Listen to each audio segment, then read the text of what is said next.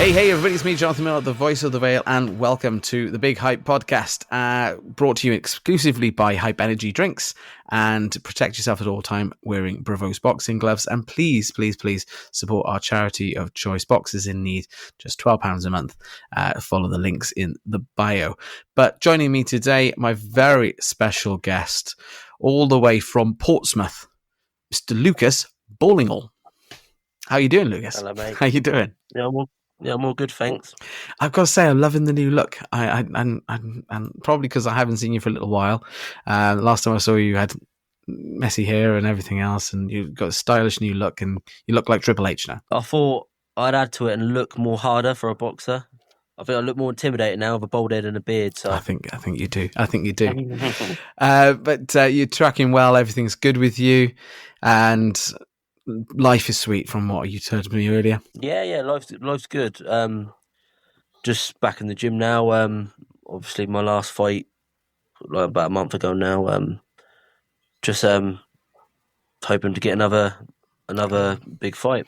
I'm sure something will come in. But before we get to up to date with where we are in the career and what's coming next and what we're going to do afterwards, etc., just ask you the same question I ask everyone, which is why, or how and why did you get involved in boxing? Well, I got involved in boxing because I've got an older brother, and my dad was always a massive boxing fan, and my brother got in the gym at a young age, and then I just followed suit and got in the gym when I was old enough as well. So I think it was always going to be a thing. As soon as we were old enough to walk, me and my brother had a pair of boxing gloves on. So my dad loved boxing. He had a few amateur fights, but never took it further. And then when he had some boys, and it was a no-brainer to get us involved. Okay, but it wasn't. My brother was always destined to be a boxer, but for me, it wasn't till I was always in and around the gym. But it wasn't till I was about 10 years old where me and my dad, like, I was in the gym, and he used to just like leave us in there for like, sessions and stuff, and I'd start joining in. And he came in one day, and I was sparring, and he was like, wow, you actually got something here. So that's when, by the age of 10, I was like, okay, you're going to box. And then, so it went from there, really. Yeah, good stuff. So you started off, in the amateurs section, and how did you find the amateurs? Do you remember your record from being in the amateurs? My record, I had about 31-21. So, like, it wasn't a great record. To be honest, like every amateur will say they've been robbed and stuff like that, like numerous times and stuff. But I all my defeats were close fights. I fought a few like good fighters who went on. Like I fought like people like Sonny Edwards and stuff when I was a kid. Yeah. In the championships and stuff.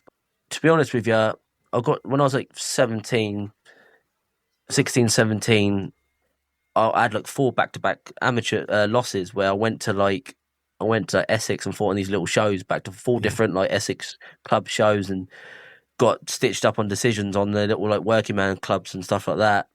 And then, but obviously my dad is a professional coach and manager, and I was always involved in pro boxing by the age of like 14, 15, always training along the pros and in the pro gym and stuff. So how amateur boxing is, unless you're there on Team GB and stuff like that, like a lot of politics involved in amateur boxing just as much as there is in pros, but the plan was always to turn pro when I turned 18. Okay. So I had one senior fight.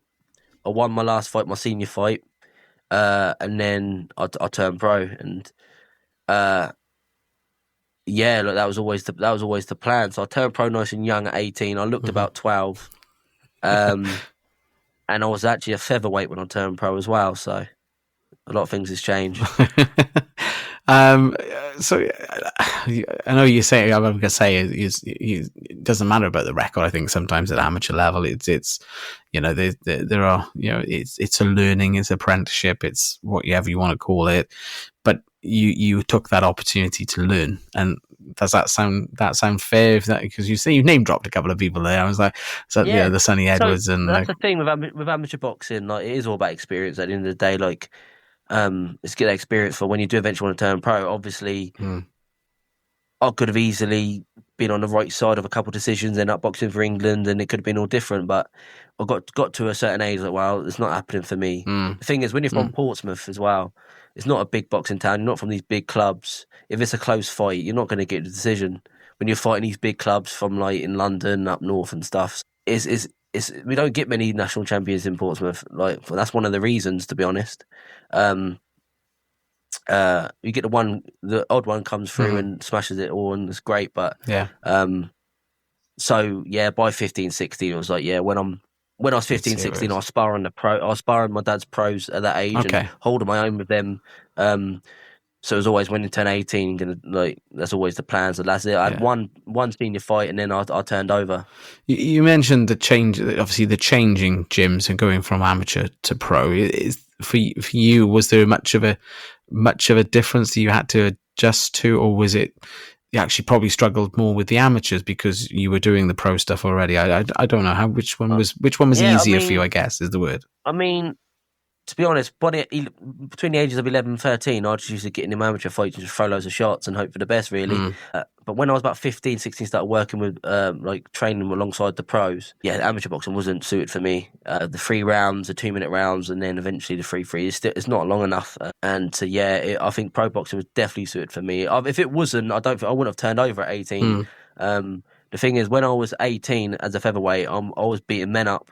At 17, I was beating men up. So it was always the fact that turnover. It's hard to turn over when you're not signed with a big promoter, but when you've got the age on your side, you can take your time and progress that way. And that's what we done. And I turned pro at featherweight, and I was looking good. Won for my first 12 fights or something like that. 13 fights. Yeah, 13 fights. 13 fights. But then I started slowly going up the weight categories. You can see. I'm looking at your box record. You started at 129.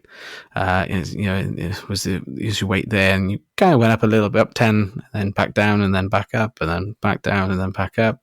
It's a bit of a yo-yo. Did you find fighting at different weights then challenging? Did you find that, or was it just as your body developed, you were like, I'm more naturally now at this weight. I'm more naturally. I've got more muscle, got more.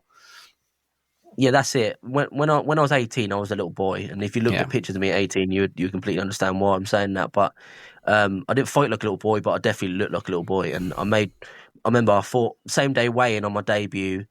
I went and had a full-on breakfast, same day weigh-in, and I was still like 9 stone 1 or something like that. Easy. I trained and I ate healthy, but I didn't have to watch what I was eating and stuff like that. And then after a while, it was like, I'm not going to make 9 stone. It'd be 9'4". But then obviously when you're fighting journeyman, sometimes you have to fight at whatever weight they can make. If I was fighting at 9 stone 4, but my opponent was going to come in at 9'7", obviously I'm not going to come in at 9'4". So especially the same day thing. So the yo-yo of weights at that point was just because it's whatever my fight was made at with my opponent. Well, I can get an opponent at. So, and then it wasn't till really. So I was going to fight for my first title, Southern Area title, when I was 19 at featherweight. And I would have been the youngest featherweight Southern Area champion or something like that. But then I broke my hand. I broke my thumb, my knuckle. So I broke my knuckle, and I couldn't use my hands. And pulled out. But I was 19, so like my dad would say, "You're young, like no rush. It don't matter." And then I stepped up to super featherweight. I was gonna have a big opportunity against my first big opportunity was against Archie Sharp. It was supposed to be a big show, Royal Albert Hall, on a big card for the WBO European title, and I was 11-0 at the time or something like that. And then we had the press conference and everything. Obviously, I was very confident. And then about 2-3 weeks before the fight, he pulled out with an injury. I found out through Twitter. Frank Warren tagged me in something saying he's pulled out, but Lucas Ballingall will still be on the card. Wow. Obviously, I was gutted. I was gutted, the biggest fight of my career, but they kept me on the card at first. So I thought, it's fine. I can still show what I'm about and hopefully get the fight remade or whatever. And then about 10 days before the show, maybe 2 weeks, got a message saying, they've pulled me off the show completely. All that hard work, I was absolutely devastated. My big opportunity I've been waiting for, but lucky for me at the time, my brother was headlining a show, defending his title. Yeah. So he had a bit of power to be. He managed to get me on the show on his undercard, basically, with like 10 days' notice. But the difference was, it was crazy that I was fighting for the WBO European title live on, would have been like BT Sport at the time, or whatever. Yeah. And a Royal Albert Hall at a fight what could change my career. To 10 days, like a couple of weeks later, I end up fighting my brother's undercard. I had to try and sell tickets quickly. I was getting paid a purse beforehand. I had to try and sell some tickets to pay for my opponent. So obviously, I wouldn't earn no money from it. They made me a float. So I had my gloves on at 5:30. Oh. Didn't end up fighting. Yeah, and they went, yeah. At first, I wasn't supposed to be a float. I had my gloves on, and I was like, yeah, you're going to be a float now. When there's a space, we'll put you on. I didn't. My brother fought at about 10:30. And I had my gloves on from 5:30, and I fought after the main event. After my brother won, I jumped in the ring and fought a 4-rounder against a journeyman. And it's just mad how boxing works. That, like, I remember, obviously, my brother was in a big fight, so I was stood in the corner of the hall, watching the boxing for 3 minutes and doing 1 minute pads in between the rounds. Yeah. That was what I was doing for the whole fight. And as soon as he won, literally, they went, jump in. And my brother's getting interviewed on the side of the ring, and I'm in the ring fighting. Like, it's crazy, but... that was when I was like, wow, that this sport is hard. And then I've had a lot of opportunities of that fall through over the years. But the thing is, my brother is always been a welterweight. And he was like, yeah, like I used to carry a lot of weight, especially when I started getting a bit older, like in the 20s and stuff. And he was like, yeah, like, you're going to be a welterweight. And then I always be, no, I can still make super featherweight, I can still make lightweight, I can still make... and you always trying to fight the scales to say you can still make them weights. And that's what I was doing for a long time. Yeah. And I was underperforming probably a lot of the time because I was, I can still make weight, still make the weight. But it's one thing making the weight, but performing at the weight is obviously two completely different things. Yeah. And it wasn't till I was at lightweight. I was undefeated at this point, and I couldn't get a fight. It was COVID. It was COVID time, so I couldn't get a fight. I went with a big promoter, so I wasn't fighting. This was you. I offered to go out, going abroad, so I offered to go to Belarus to fight out there. I was like, it's no favourites, 50-50, But it was like, wow, it's a bit Belarus right next to Russia, innit? Like, and it was, but no, everyone's fair, the judging's fair, and all this stuff. And so we took it. On paper, the guy, 5 fights, 4 wins, 4 knockouts, something like that. So he's heavy-handed lad, but I'm not very experienced. But then they built it as Cold Wars, so they made it a race thing and a war thing straight away. Which, looking back, is like, wow, like, obviously the judges ain't going to favour us, are they? If there's local judges, and we went out there. Wow. I fought this lad from Dagestan, and but it was weird. They had English. Who did they have? They had two English commentators on it because it was getting streamed back home. Okay. And I want to say it was like, I can't remember who it is. Maybe like Barry. It might be like Spencer. It might Spencer be like Spencer Oliver Fearon or Barry Jones or someone like that. No, I think it was Spencer Fearon and maybe Andy. Andy Clark. Andy Clark. I'm pretty sure it was them two. Probably. And they had me to cruise in the fight, just outboxing this lad. Yeah. Went 8 rounds, and then they gave him the decision, like, on all 3 scorecards, quite wide as well, really. Well, I've got the scores in front of me. Yeah, 74, 75, 75, 78, 74, 78. So and like they were saying in commentators, like, this lad needs a knockout to get the win and all this stuff, and then obviously I'm in his hometown, so it wasn't. I got stitched up, but to be honest, like, I wasn't getting opportunities before that. No. Like that, the one I said about the Archie Sharp fight, like, he was injured. He was injured apparently, but we thought that they just didn't fancy the fight because I was undefeated. But obviously I only fought journeyman at this point. Yeah. But I've been around all the gyms, sparring the best lads, and always having, like, holding my own. And I think things got back saying that, like, he can fight, and, like, he ain't just fought bumped. He can actually fight, and we didn't even find out what injury it was, but that fight fell through, and it was hard. I never really got the opportunities like that, and then it went till I lost that fight. I thought I probably should never have lost. I won that fight every day of the week, but we come back to England, And at that point, it was like, yeah, I'm too big for lightweight now. I'm too big for lightweight. But basically, I was mandatory to fight for the English title at lightweight for over a year. Yeah. And the champion was injured or something like that, so he didn't have to fight me, and it was over. I was mandatory for a long time. And then it was mad how it works. I went to Russia and lost, and then all of a sudden, the champion is fit to fight me now. Convenient. That was Myron Mills, yeah. But the team was like you can't really make lightweight anymore. Like, yeah, but I was like, okay. I've been waiting. Yeah. I've been waiting for my shot. I've been waiting for my shot for like over a year now. So we got like good nutritionists on board. Had all the team, got all the tests and stuff. But basically, all the tests basically said on paper like you shouldn't be fine at lightweight. Basically, on a bit of paper. But we was like, well, we're going to do it as safely and as good as we can. Yeah. I know this was the Fight Zone, Sheffield car park, wasn't it? It was some great it was outdoors. It was mad as well because that show was like a trial run for it. Okay. Like when they first started doing the outdoor stuff, I think they'd done like a car one when they were sat in cars, but before that, this was the first one with actual crowds. I think it was Leeton did one of the cars. Was it a Leeton's show? Or was it? Yeah, no, I think Fight Zone might have done something like that Did as well. They? Yeah. But this was the first one with an actual crowd. It was outdoors. It was in like a car park. But basically, it was hard to make weight anyway. Put it that way. Yeah. Very hard to make weight. I made the weight as safely as I could, as professionally as I could. But from the first bow, I wasn't there. My reactions wasn't there. My speed, my power, but what I was though, I was very, very fit. I was very, very fit for that fight, and very determined as well. I was going to say the scorecards had you really close. They were all three of them were 95, 96.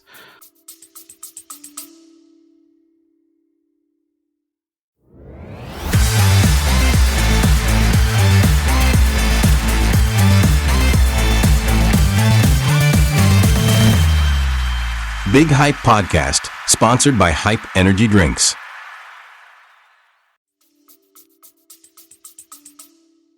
Yeah, so with that fight there, that's another one. Like a lot of people thought I'd done enough to win that because I just pushed the fight the whole time because I had nothing in the tank because of that making weight. Yeah. All I could do is just come forward and just keep roughing him up and throw. Yeah.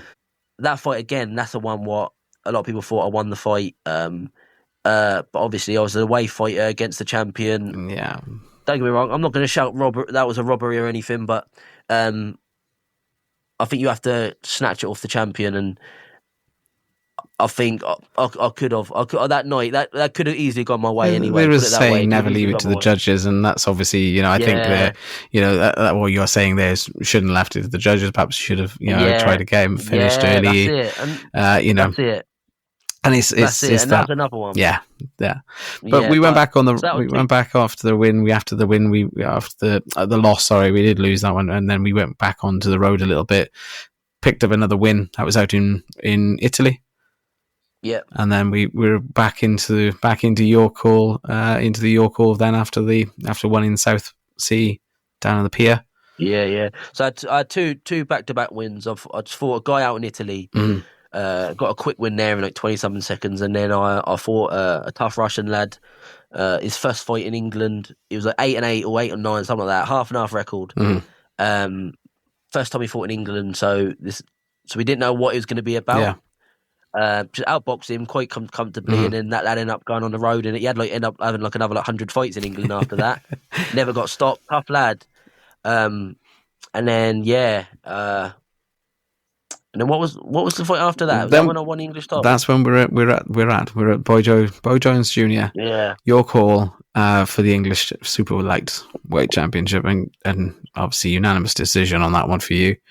And I think that was the night I announced to you as well. So for me, that was it was a great fight. It was. Yeah. So absolutely bad. No offense to the poor boy. We like him, but I think he won every round. That's a mad one, really. That was a mad one because we got offered that English title fight against Boy Jones. But the thing about Boy Jones, I've known about Boy Jones because he turned pro around the same time I did. He was young as well. But the mad thing is, this is mad that when I was about 2-0, maybe 3-0, something like that. I was in a gym sparring. And then one of the coaches in the gym was like, wow, like, I didn't realise how good you are to me and my team and stuff, and basically they put us in contact. Basically said to Frank Warren that you should sign this lad. So I went down for a meeting in Frank Warren offices and stuff, and we had a meeting with the team, Queensbury team, and I was like, yeah, Lucas, we want to sign you. All the fight deals and all this stuff. With the debate, I'm like, wow, yeah, telling me the deals and everything. When my first fight would be, anyway. Shook hands, everything. I was like, yeah, we'll send the contract out, blah blah blah. We didn't hear anything back for a few weeks. My dad was chasing it up, didn't hear anything back. There was ghosting us. It was really weird. They invited us down in the day to sign and promised they was going to sign us and stuff, which is mad. And then found out a few weeks later, then they ended up signing Boy Jones instead. Oh, okay.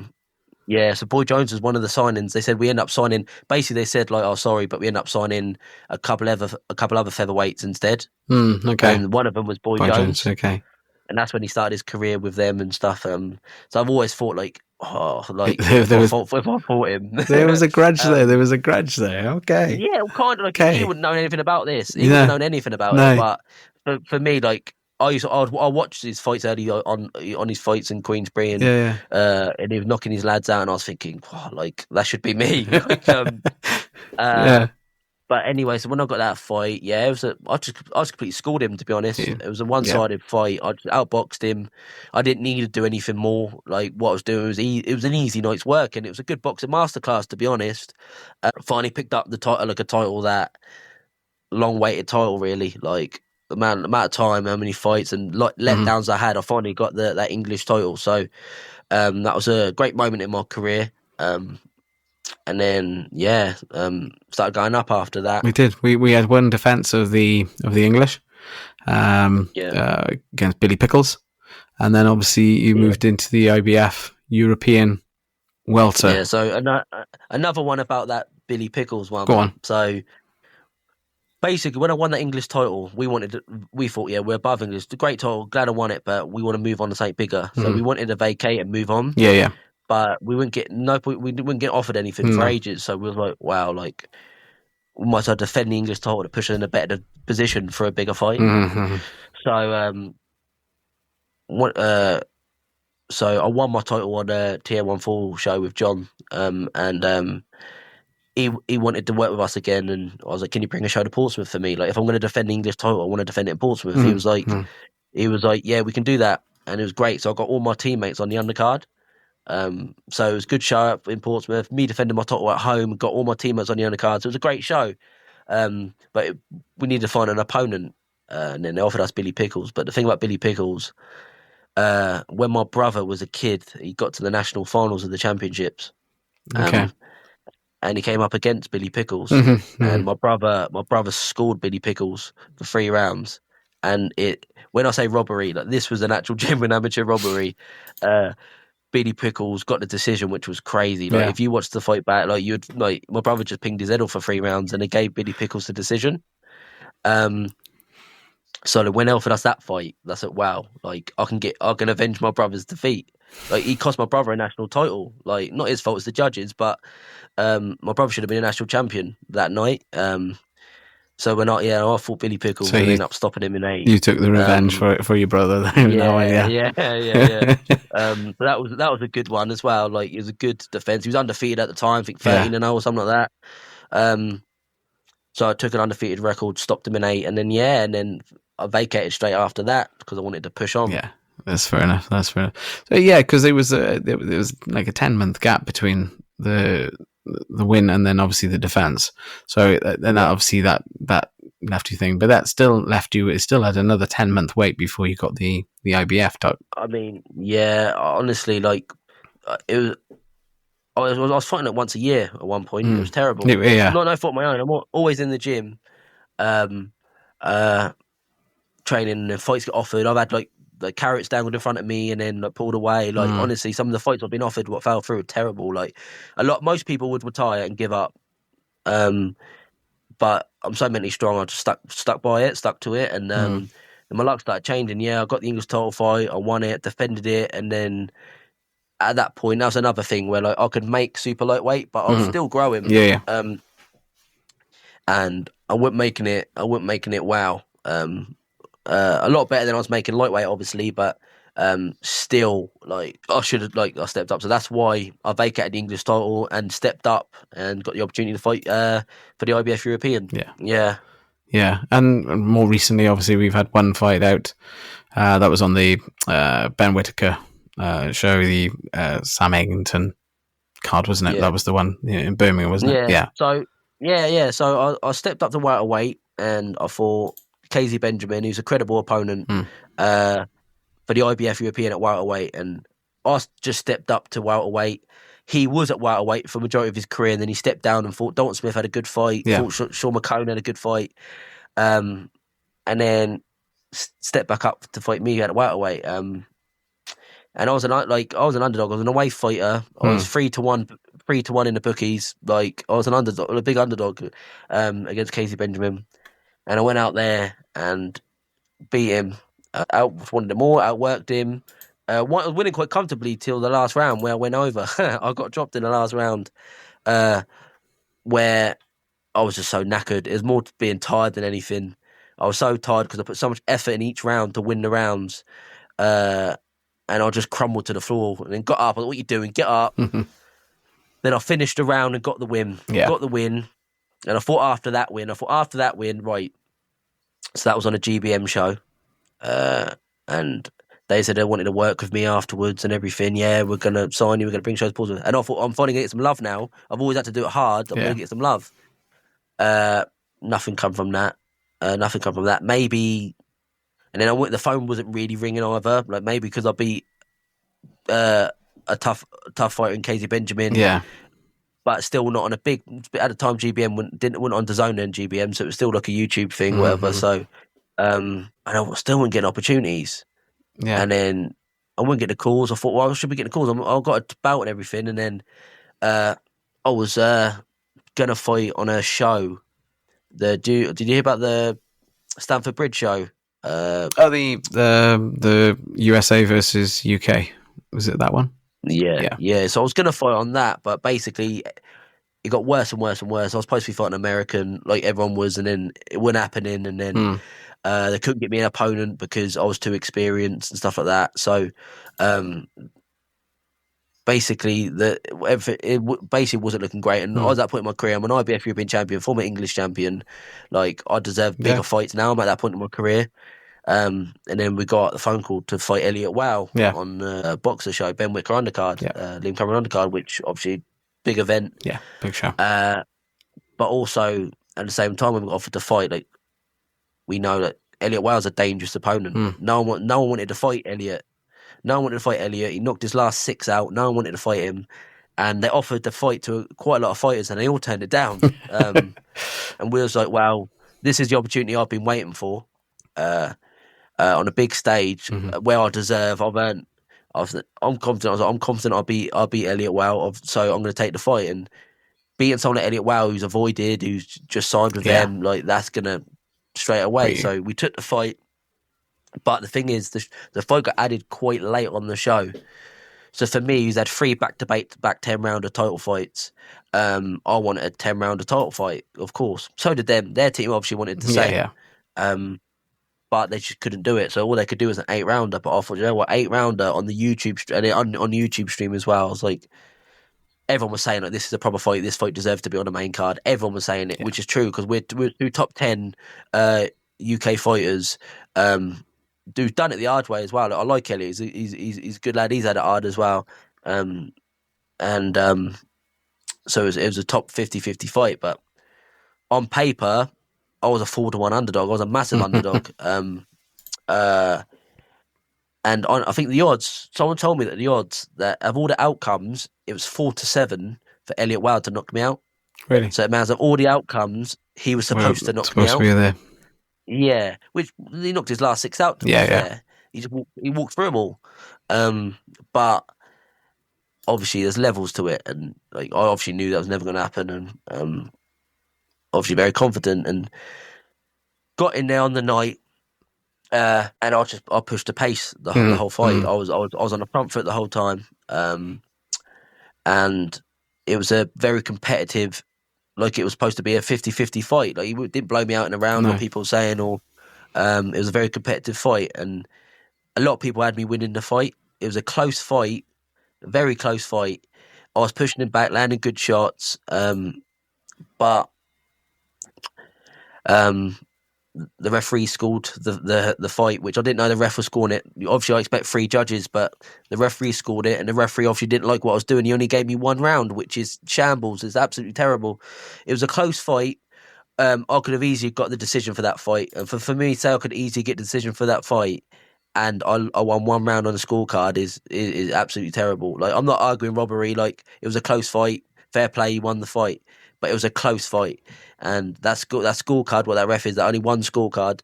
I worked so hard to get to that position, and that referee who's controlling the action but now judging the fight as well was in control of my fate. And yeah, I lost the fight. But I want it to be an entertaining fight, and people say there's an entertaining fight, so hopefully I'll get the call again for another one. Well, I think that sometimes, although whatever happens in the scoring realm of it all, it's what the fans say, and if sometimes promoters do kind of listen to what the fans say. If they see fights that they think that should have gone on the main card, then chances are they'll start looking at and trying to sort of see where they could pitch you against, or who they can match you in their stables, etc., and where else they could put you. Because, like you said, I think you're at that. You're already headline cards as well, so it's kind of like you're in that transitional sort of. If there is a different, like you say, levels, but there's that transition from the smaller halls to the. I'm showed I'm one of the best. I'm one of the best welterweights in the country. As simple as that. I've shown that. He was avoided. He was number 6 in the country. I was number 10, I think. But I showed that was compared to fight. Could have gone either way. So I'm up there. I'm up there, and so now I just need the opportunity now. They know I'm going to come for a fight as well. Because I gave it to Elliot. A lot of people would have run away, and I gave it to him and pushed him back. So I've showed I'm there to fight, and you're going to be in a fight if you get me. So hopefully I'll get another opportunity. So what's next for Lucas? No clue. Back in the gym now, getting a bit of holiday weight off, and then hopefully we get a call. But I just want to be active now. Just want to be active and be in good fights. To be honest, I've shown what I'm about. So hopefully the phone rings and we get an opportunity. More action for you, and getting in, as I say, getting out in amongst those welterweights, looking for more gold. 100%, always. Strap season coming. Good man. And so this is where we are at the moment. We seem to be stuck in this limbo state. Like I say, we're kind of moving around, trying to sort of get into the right place, and I think that will come. I hope it'll come for you as well.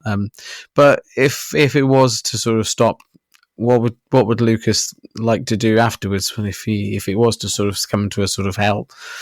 We're not going anywhere. I don't know, to be honest, but I'll be involved in boxing in some way because boxing's always been my life. So I'm not too sure, but I think I'll be involved in boxing still. I wouldn't be one of the people who retires and don't. I'd still be involved in some way. Yeah. Would you look at alternatives? I know the board obviously the professional boxing levels, but if there was opportunities, because we've had a few different people on the podcast, white collars and bare knuckles and MMA and all those sort of things. Are any of those other sports of interest to you? Yeah, well, not white collar boxing. No, not white collar boxing. I'd have to work on my ground game if I was going to do MMA, because I'm only a stand up fighter, so I'd have to work on my ground game for that. But you never know. I can see you in a cage. Yeah, mate. Yeah, maybe. Maybe that's maybe. The money's right. We see our boxers transferring from different sports to we've had Marshall transferring to PFL.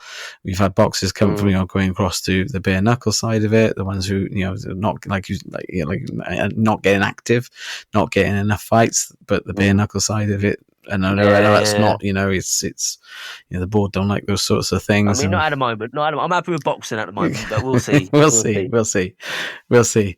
Lucas, thank you so much. As we have a bit of a closing tradition on the podcast, I'll just do the rapid fire, and you can tell me whichever one you prefer, either or. There's no right, there's no wrong, so it's entirely up to you. So, Lucas Ballingall, are you ready?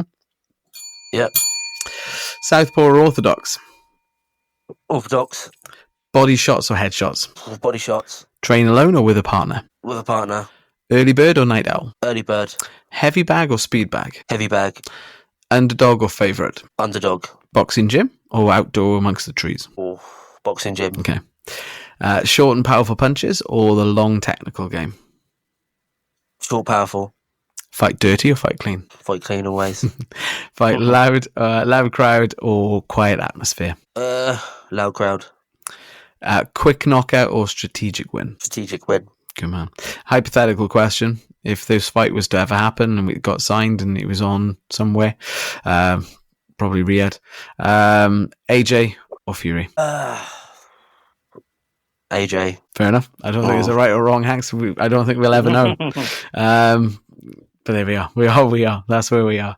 Lucas, how do people get involved? How do they follow your story? How do they get involved if they wanted to support you? Follow me on Instagram, Lucas Ballingall 1. I'm always on Instagram updating. So yeah, follow me on Instagram and stay tuned. I'm sure there's going to be some fight news coming soon. Fingers crossed. I'm looking forward to seeing you fight on bigger cards, bigger shows, bigger titles, and I don't know why these people aren't signing you, to be honest with you, because you're an amazing person, amazing boxer, so amazing person as well. So, Lucas, thank you so much for coming on the Big Hype podcast. We wish you every success in the future, but until then, we'll see you again soon. Cheers, mate. All right, take care. Bye. Hey, I hope you've enjoyed this podcast. Please don't forget to subscribe and like this and follow this on all of the platforms that you're following your podcasts on, and keep it locked in for every Tuesday. We'll be launching a new podcast. So keep it on the Big Hype podcast.